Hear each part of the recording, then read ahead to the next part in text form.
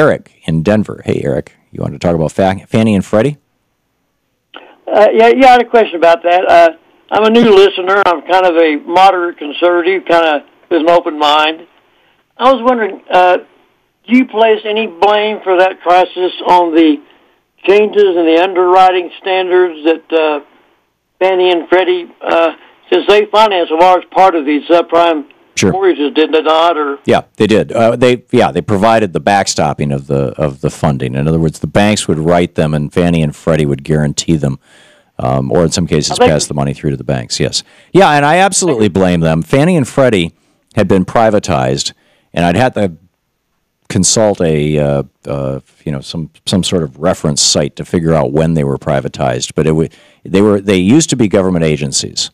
And as government agencies, they operated on a very conservative basis and a very rigid set of rules, and they allowed the banking system to participate in loans and lending for mortgages in a way that somewhat reduced the risk to the banks, nationalized, as it were, the risk. But in exchange for nationalizing that risk, the banks had to operate within very narrow parameters, and they had to give loans that were good. When we semi-privatized Fannie and Freddie and started selling stock in Fannie and Freddie became money-making operations that were spinning off dividends to their shareholders, there was all this incentive for Fannie and Freddie to behave like any other for-profit corporation and do whatever it takes to make money. And you're right. At that point, they loosened the rules under which they would backstop the banks. I think it was a horrible mistake to partially privatize them. They should have either been totally privatized and let them go like AIG, and when the whole thing crashes, let them die, or they should have been kept a federal government agency.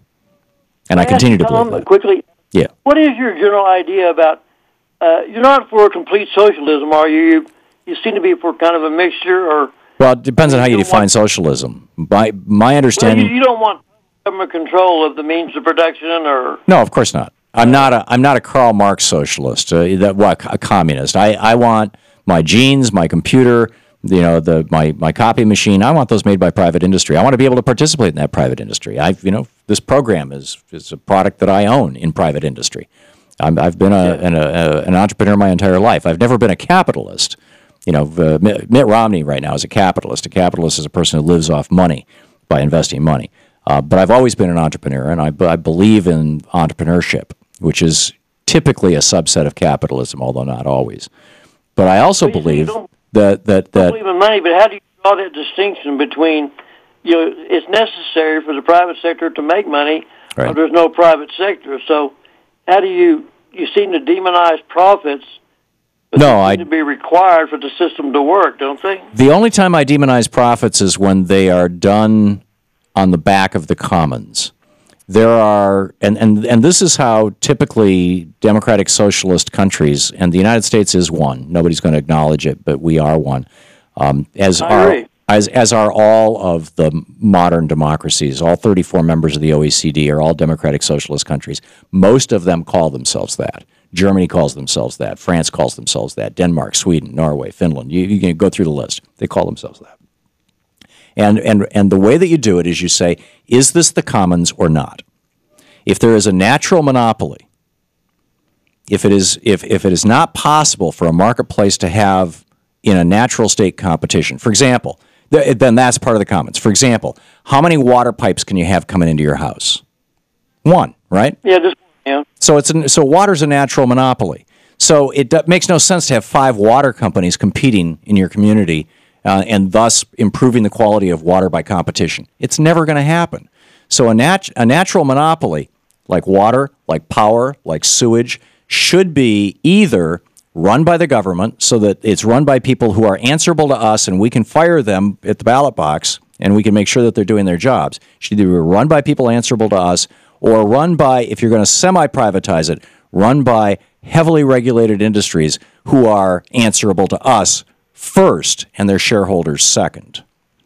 It's kind of the way we do it now. They're heavily regulated, but I think that the management should be, like you say, they may be semi-privatized. Yeah. Well, no, it's about half of all the power in the United States and a little less than half of all the water in the United States is now completely, or not complete, it is totally privatized in terms of ownership and largely privatized in terms of regulation, although there are standards of regulation that your current has to be 60 cycles, and it has to have a certain level of cleanliness, and the water has to be a certain level of cleanliness that are enforced nationwide. I think that that's a good thing.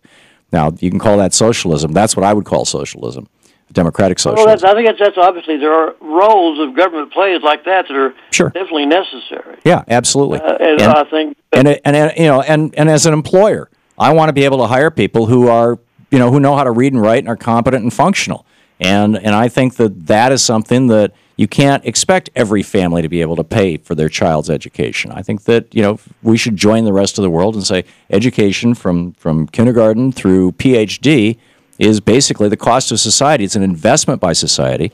We know from the experience of the GI Bill that when we invest $1 in the college education of a young person, and it was mostly young men in the late 40s through the mid 60s was when the GI Bill basically ended.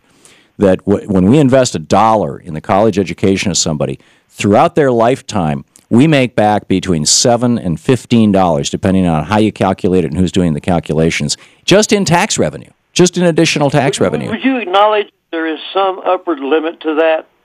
In other words, you can't just keep pouring in dollars and automatically expect it to magically expand. Of course. That there are some limitations on the educability of some individuals. Well, what Germany does is they say you're entitled to an education that'll get you into the workforce. And if you can qualify for college, you can get college. If you can qualify for trade school, you get trade school. And this decision, by the way, is made in grade school. And they have different high schools, one that leads to college and one that leads to trade schools.